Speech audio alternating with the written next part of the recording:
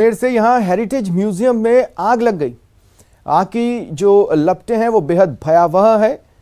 ऊंची ऊंची आग की लपटें उठती दिखाई दे रही हैं। कलाकार कॉलोनी में ये हेरिटेज म्यूजियम है। तस्वीरें देखिए आप अपनी टीवी स्क्रीन पर।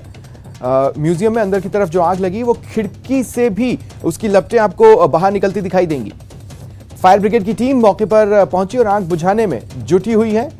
फिलहाल आग पर काबू नहीं पाया जा सका है, लेकिन इस आग के तांडव की वजह से हेरिटेज म्यूजियम, जैसा कि नाम से ही जाहिर है, उसमें कई ऐसी वस्तुएं हैं जिसको नुकसान पहुंचने की आशंका है। पौराणिक वस्तुओं को नुकसान पहुंचा होगा, ये आशंका जताई जा रही है। ये बड़ी खबर आपको बता रहे हैं आग के तांडव की। जैसलमेर से हेरिटेज म्यूजियम में आग लग गई। कैसे लगी ये फिलहाल सामने नहीं आया है। क्या वहां पर फायर फाइटिंग इक्विपमेंट्स थे, ये फिलहाल जानकारी नहीं मिल पाई है। अगर नहीं थे तो क्यों, और अगर थे तो उनके इस्तेमाल के बाद भी आखिर आग कैसे इतना भयावह रूप लेती चली गई, ये सभी जांच का विषय है। लेकिन फिलहाल सबसे पहली प्राथमिकता फायर ब्रिगेड की टीम की और प्रशासन की है इस आग पर जितना जल्द हो सके काबू पा लेने की, ताकि अगर म्यूजियम के अंदर कोई सामान सुरक्षित बचा है तो वो सुरक्षित रह जाए। क्योंकि इतना तो साफ है कि कई ऐसी वस्तुएं हेरिटेज म्यूजियम में हैं जिन्हें आग ने नुकसान पहुंचाया ही होगा।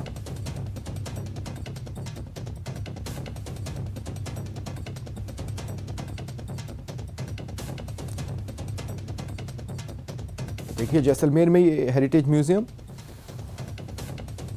की धरोहर थी जो मैंने पिछले 35 साल में संग्रह किया था। धीरे धीरे इस म्यूजियम को राष्ट्रीय अंतर्राष्ट्रीय स्तर के अवार्ड मिले और मेरी एक भावना से, एक मेरे बच्चे की तरह मैंने इस म्यूजियम को बनाया था कि यहाँ की जो संस्कृति है, यहाँ की जो धरोहर है वो बचे, लोग दुनिया इसको देखें और अपनी संस्कृति से वाकिफ हो। तो ऐसी उद्देश्य से मैंने ये संग्रह किया था, लेकिन अभी ये जल गया है। ऐसा लगता है जैसे मेरी ज़िंदगी पूरी ही जल गई। मैंने जो संघर्ष किया था, जो मैंने जो तपस्या की थी, वो तपस्या मेरी सारी सब खत्म हो गई है।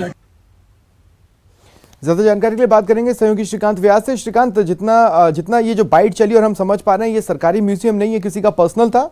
अभी फिलहाल क्या स्थिति है? जी, मैं आपको बता दूं कि 5 फायर ब्रिगेड्स की प्रयासों के बाद अब जाकर आग जो है एकदम ना के बराबर रही है। लगभग आग जो है वो पूरी बुझ चुकी है। 1 बजे के पास जो आग लगी थी वो लगभग 2 से ढाई घंटे तक जो है उफान मचाती रही। और ये जो म्यूजियम है एक इतिहासकार द्वारा जो है वो पूरा तैयार कराया गया है। और आग इतनी भीषण थी कि अब तक जो है वो लगातार जल रही थी, जिसमें अब जाकर कहीं बुझने का नाम लिया है।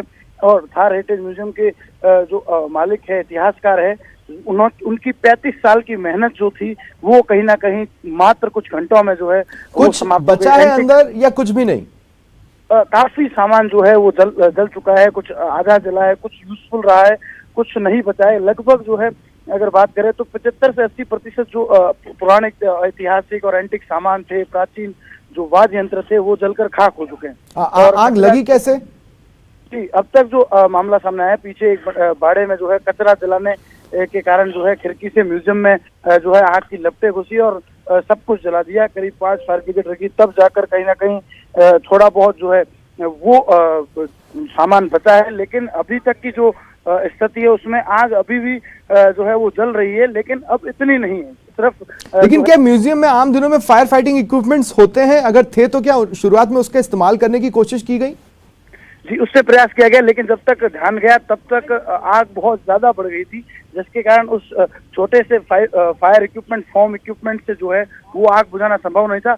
आप समझ सकते हैं कितनी भीषण आग थी, क्योंकि 5 फायर ब्रिगेड को जो है उस म्यूजियम की आग बुझाने के लिए लगाया गया। शुक्रिया तमाम जानकारी के लिए श्रीकांत।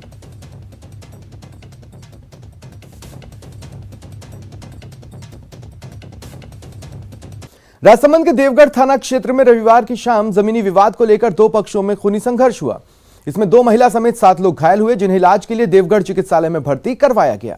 दोनों ही पक्षों ने रिपोर्ट दी है, पुलिस जांच कर रही है। पुलिस का कहना है काचबली पायरी गांव के चैन सिंह अपने खेत की ओर जा रहे थे, तभी भंवर सिंह और गोपाल सिंह के परिवार वालों ने लाठी डंडों से वार किए। चैन सिंह की आवाज पर परिजन पहुंचे और दोनों पक्षों के बीच मारपीट हुई। मेरे ऊपर लठ लेकर आए थे, तीनों बाप बेटे। वो है ना, पापा मेरे को बचाने थे, मेरे अंकल मेरे को बचाने थे। यानी उनके बेटे है ना, विनोद सिंह और गोपाल सिंह, तीनों बाप बेटे मेरे ऊपर लठ लेकर आए थे। और है ना भगत सिंह के हाथ में हॉकी थी, विनोद सिंह के हाथ में एक बड़ा लठ था और गोपाल सिंह के हाथ में भी लठ था। मैं ना अपना जा रहा था, वो तीनों एकदम आए, मेरे को पता नहीं था वो मारने वाले क्या करने। पाली जिले के सोजत थाना क्षेत्र के चौकीदारों की ढाणी में आपसी कहासुनी को लेकर एक पिता ने शराब के नशे में अपने ही बेटे पर देसी कट्टे से फायर कर दिया, जिससे युवक गंभीर रूप से घायल हुआ। उसे सोजत के अस्पताल में भर्ती कराया गया। गंभीर हालत के चलते जोधपुर रेफर किया गया। सोजत थाना पुलिस मौके पर नहीं पहुंची। आरोपी पिता मौके से फरार हो गया।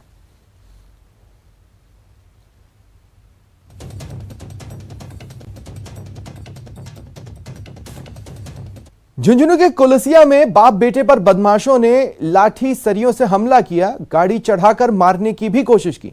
घटना के 2 दिन बाद वारदात का सीसीटीवी फुटेज सामने आया है, जिसमें करीब 10 मिनट तक बदमाशों ने आधी रात को जमकर उत्पात मचाया और फिल्मी स्टाइल में गाड़ी दौड़ाने के साथ ही मारपीट की। मारपीट की घटना सीसीटीवी में कैद हुई। पुलिस ने मुकदमा दर्ज कर जांच शुरू कर दी है। दोनों घायल बाप बेटे का इलाज सीकर में चल रहा है।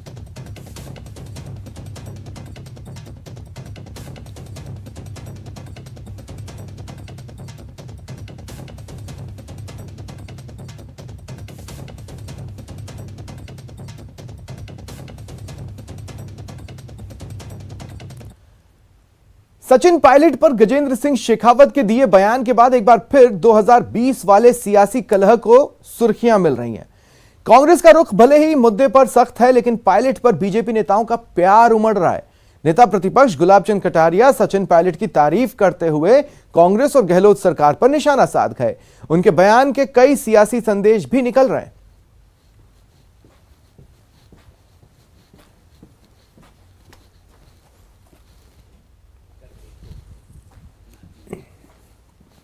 देखो क्या है कि सीएम को पायलट एक कांटे की तरह से चुभ रहा है और वो चाहते हैं कि किसी भी तरह से वो इस कांटे को निकाल करके बाहर कर दें, ताकि वो निरंकुश राज्य करने के लिए आगे के रास्ते क्लियर करें। का पब्लिकली सपोर्ट अगर आज की तारीख में उनकी पार्टी में सबसे ज़्यादा किसी का है तो वो पायलट का है। कि पब्लिक सपोर्ट की दृष्टि से इन दोनों नेताओं में कोई दम नहीं है। पायलट में आज भी दम है, जो कांग्रेस को एक तरह से पब्लिक से जोड़ करके एक बहुत बड़े वोट बैंक को अपने साथ जोड़े हुए हैं। और इसके कारण से अगर गजेंद्र सिंह जी ने कहा, उन्होंने कहा, तो वो तो चाह रहा है लगातार। पिछली बार भी निकम्मा, नाजोगा, पता नहीं क्या क्या उपाधि दी, अंग्रेजी बोलता है, ये करता है। तो मन में वो जो भड़ास भरी हुई है, और उसको हमारे शांति जी धारीवाल ने भी, वो तो मुख्यमंत्री जी की ही सपोर्ट में खड़े हैं एक तरह से। उनको ये नहीं दिख रहा है कि पब्लिक का सपोर्ट कहाँ है और कैसे है। ये बात सच है, मैं आज भी कह सकता हूँ कि पब्लिक सपोर्ट की दृष्टि से इन दोनों नेताओं में कोई दम नहीं है। अगर वास्तव में उस समय पायलट मुख्यमंत्री के रूप में प्रोजेक्ट किया हुआ नहीं होता, तो ये जो पूर्वी राजस्थान है, जिसको हमको केवल एक सीट मिली, वो स्थिति हमारी नहीं बनती। और हम केंद्र सरकार के 8 साल के दौरान किए कामकाज को जनता तक पहुंचाने के अभियान के तहत बीजेपी के प्रदेश अध्यक्ष सतीश पूनिया ने आमेर विधानसभा के 1 दर्जन गांव का दौरा किया। चिताणु कला गांव में पूनिया ने प्रधानमंत्री आवास योजना के तहत बने मकानों का जायजा लिया, लाभार्थियों से बात की। पूनिया ने 2 महिला लाभार्थियों से बातचीत कर फीडबैक लिया। मोदी सरकार के 8 साल पूरा होने के मौके पर बीजेपी के सभी सांसद और विधायक घर घर जाकर सरकार के कामकाज के बारे में जनता को बता रहे हैं।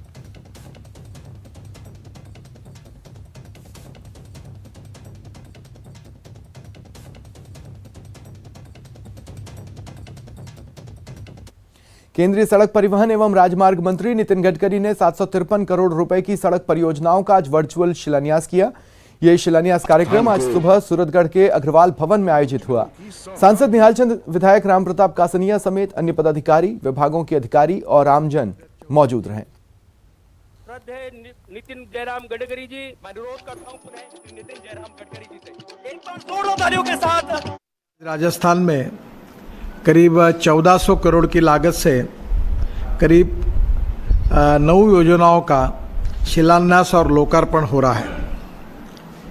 मुझे इस बात की खुशी है कि पिछले 7 साल से भी ज़्यादा समय हो गया इस क्षेत्र में इस विभाग का काम करने का सौभाग्य मुझे मिला। और विशेष रूप से राजस्थान में ये बात बिल्कुल ज़रूरी है और आवश्यक भी है कि राजस्थान का क्षेत्र बहुत बड़ा है। राजस्थान में विशेष रूप से एक जगह से दूसरी जगह जाने का जो डिस्टेंस है वो काफ़ी बड़ा है। राजस्थान की सीमाएं हमारे देश की सीमाएं हैं और इसलिए देश की सुरक्षा के दृष्टि से भी वो बहुत ज़्यादा महत्वपूर्ण है। और किसी की राज्य में उसका अगर विकास करनी है तो water, power, transport and communication, ये 4 बातें विशेष रूप से आवश्यक है। मैं मानता हूं कि राजस्थान में विशेष रूप से रोड का विकास करने के साथ साथ हमारे गांव, गरीब मजदूर किसानों की प्रगति हो, नौजवान युवाओं को रोजगार मिले और राजस्थान एक प्रगतिशील, समृद्ध और संपन्न राज्य बने, यही मेरी कोशिश थी। डूंगरपुर में एफसीआई का 26,000 क्विंटल गेहूं जो बांसवाड़ा लैब से जांच कराने पर 40 दिन पहले अनसेफ पाया गया था, वही उदयपुर स्थित प्राइमरी हेल्थ केयर लैब की जांच में पास हो गया है। सैंपल पास होने के बाद खाद्य एवं नागरिक आपूर्ति विभाग ने गेहूं के उठाव की अनुमति दे दी। अब यह गेहूं गरीबों में बांटा जाएगा। इसे लेकर डूंगरपुर जिले के रसद अधिकारी रामचंद्र सेरावत ने बताया कि खाद्य सुरक्षा योजना और प्रधानमंत्री गरीब कल्याण योजना के तहत डूंगरपुर रेलवे स्टेशन पर मार्च महीने में मालगाड़ी से गेहूं के कुल 52,829 बैग पहुंचे। उस समय मालगाड़ी से ट्रकों में लोड करने पर गेहूं की ढेलियां बनी मिली। खराब गेहूं आने के बाद गेहूं के सैंपल जांच के लिए बांसवाड़ा भेजे गए। बांसवाड़ा की रिपोर्ट में 26,000 क्विंटल गेहूं को अनसेफ बताया। इसके चलते उसे बांटने पर रोक लगी। एफसीआई के रीजनल ऑफिस से टीम ने डूंगरपुर आकर पूरे स्टॉक के सेग्रीगेशन का काम शुरू किया और इसके बाद 3,000 क्विंटल गेहूं को सेग्रीगेशन में खराब मानकर अलग किया और फिर सैंपल का जांच कराया, वो पास हो गया।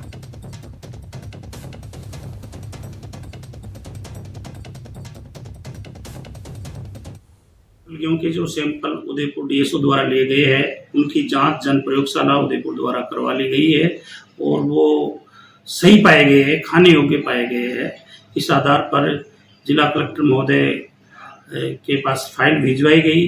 फाइल पर उन्होंने विभाग के आदेशों को मानते हुए जिला अधिकारी को ये आदेश दिए गए कि एक प्रवर्तन निरीक्षकों की टीम बनाई जाए और एमसीएस की भी एक टीम बनाई जाए और एफसीआई और 3 जॉइंट टीम द्वारा गेहूं को एक एक कट्टे को परखी लगा करके चेक किया जाए और उसी को स्वीकार किया जाए। इस प्रकार ये गेहूं खाने योग्य पाए जाने पर उठाव करवाया जा रहा है। पिछले दिनों प्री मानसून की सामान्य बारिश में जैसलमेर के जीपीएफ ऑफिस में पानी भर गया था। जब मानसून की बारिश शुरू होने से पहले हजारों कर्मचारियों को इस बात का डर सताने लगा, अगर फिर से जीपीएफ ऑफिस में पानी भरा तो क्या होगा। इस ऑफिस में करीब 23,000 कर्मचारियों का रिकॉर्ड है। जगह जगह फाइलों के ढेर हैं और आशंका है कि तेज बारिश में ये रिकॉर्ड नष्ट हो सकते हैं। जानकारी के अनुसार विभाग की ओर से पिछले कुछ सालों से रिकॉर्ड को ऑनलाइन किया जा रहा है, लेकिन अभी तक आधा काम भी नहीं हुआ। यह बिल्डिंग पूरी तरह जर्जर है। कई बार इसकी मरम्मत के लिए अधिकारियों से बात की गई, लेकिन अभी तक काम शुरू नहीं हो पाया है।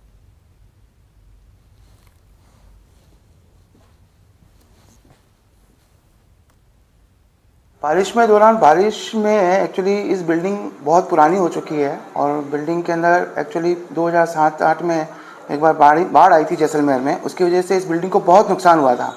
उस समय पीडब्ल्यूडी ने शायद ये लिख दिया था इसके अंदर कि इस बिल्डिंग को वापस यूज़ में नहीं लिया जा सकता है, लेकिन उसके बाद में भी लगातार 20 सालों से इस बिल्डिंग में कोई भी मरम्मत का कार्य नहीं हुआ, जिसकी वजह से ये बिल्डिंग इतनी जर्जर अवस्था में चली गई है कि बारिश के दिनों में बारिश बाहर चालू होती है और बिल्डिंग के अंदर पानी आना चालू हो जाता है। सरकारी कर्मचारी दिन रात काम में जुटे हैं, लेकिन उनकी जान अब सासत में है। मैं कुछ तस्वीरें दिखाना चाहूंगा। इस वक्त हम राज्य बीमा एवं प्राधायी निधि विभाग जैसलमेर में हैं, जहां पर ये रिकॉर्ड रूम है और मैं मेरे सहयोगी को कहूंगा कि वो यहाँ की तस्वीरें दिखाएं कि किस तरह से जो ये बिल्डिंग है वो पूर्ण रूप से जर्जर है और आगे जो है जान जो है वो सासत में कहीं ना कहीं कर्मचारियों की है। साथ ही कम से कम 23,000 कर्मचारियों के जो रिकॉर्ड है वो भी अब कभी भी खराब हो सकते हैं, क्योंकि बारिश का पानी हो या फिर बिल्डिंग, हर तरह से जर्जर है और अंदर पानी की जो पकड़ है वो इतनी मजबूत है कि इन रिकॉर्ड में कभी भी सीलन आ सकती है। तार खुले पड़े हैं और ये सारी वायरिंग कई बार करंट के झटके भी महसूस करवाती है, लेकिन उसके बावजूद लंबे समय से यहाँ पर कोई कार्य नहीं हुआ है। कुछ अधिकारियों का ये भी कहना है कि 2006 की बाढ़ के बाद अब तक जो है इसे रिपेयर नहीं करवाया गया है, जबकि 2006 में कह दिया गया था कि ये उपयोग के लिए जो है उसके लायक नहीं है। कुछ कर्मचारी है वो भी यहाँ पर है, उनसे बात करते हैं कितना डर और भय जो है इस सारे विभाग के लोगों को रहता है, कर्मचारी कितना स्टाफ है और कितनी परेशानी। हम 18 का स्टाफ है और हमेशा जब आते हैं बारिश के समय में तो पानी जैसे बाहर निकलता है वैसे ही अंदर बिल्डिंग में भी आता है। चारों तरफ से बिल्डिंग जर्जर है और सभी रूम में जहाँ पे भी बैठते हैं वहां से पानी साइडों से टपकता है, सारा रिकॉर्ड गीला हो जाता है। उसे मैनेज करना रखना बारिश के समय में मुश्किल भरा काम है। जब से आए हैं तब से बिल्डिंग की हालत ऐसी है, कई बार कर्मचारी इंस्पेक्शन भी होते हैं, कई बार होते हैं, पर इस बिल्डिंग के बारे में कभी किसी ने ध्यान दिया ही नहीं। इसमें कई कर्मचारी का रिकॉर्ड है और उसके बावजूद इसकी हालत इतनी खराब है कि जहाँ हम सीट पे बैठते हैं उसके जस्ट मेरी सीट के तो जस्ट बगल में पानी आता है। श्रीकांत व्यास, न्यूज़ 18, जैसलमेर। उत्तर पश्चिम रेलवे ने पारदर्शिता बढ़ाने के लिए स्टोर कॉन्ट्रैक्ट की बिलिंग को ऑनलाइन कर दिया है। प्रणाली के प्रारंभ होने से अब आपूर्तिकर्ता IREPS मॉड्यूल पर बिल जमा करा सकते हैं। ऑनलाइन जमा किए गए बिलों को कंप्यूटर पर ऑनलाइन ट्रैक किया जा सकेगा। प्रणाली के प्रारंभ होने से आपूर्तिकर्ताओं के लिए पारदर्शिता और व्यापार करने में आसानी होगी। साथ ही स्टोर विभाग ने UVAM मॉड्यूल भी लॉन्च किया। अब तक वेंडर्स को मैनुअल 7 अलग अलग वेंडर अप्रूव करने वाली एजेंसियों को आवेदन करना होता था, जो कठिन और बोझिल प्रक्रिया थी। विक्रेताओं को इन समस्याओं के समाधान के लिए स्टोर विभाग ने ऑनलाइन UVAM पोर्टल की शुरुआत की है। चल नहीं पाओगे, राहुल गांधी बैठा है, आपको बैठा है। मैं धन्यवाद दूंगा जोधपुर, बाड़मेर, नागौर, पाली, जालोर, जैसलमेर, ये नाम मैं इसलिए ले रहा हूँ कि यहाँ मैं खुद गया था।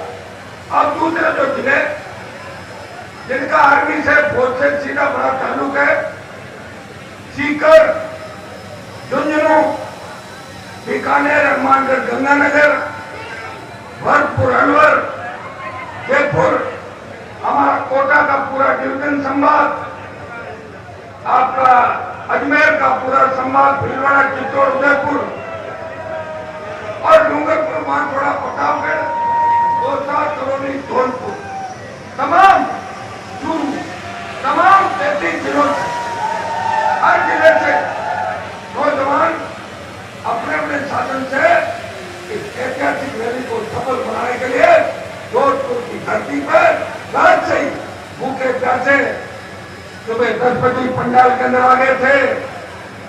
वो इंतजार कर रहे थे कि हमारा भाई आएगा, हमें एक दिशा देगा।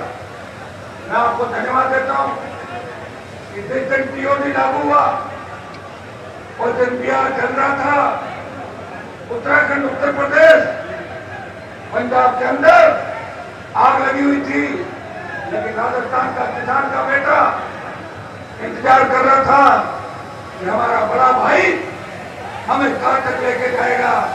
भाइयों, राष्ट्रीय लोकतांत्रिक पार्टी देश की पहली पार्टी थी जिसने TOD के निर्णय के 24 घंटे के भीतर TOD अग्निपथ का विरोध शुरू किया। राजस्थान के 33 जिला मुख्यालयों पे सांसद, विधायक, पार्टी के पदाधिकारी और तमाम नौजवान सड़क पर निकल पड़े।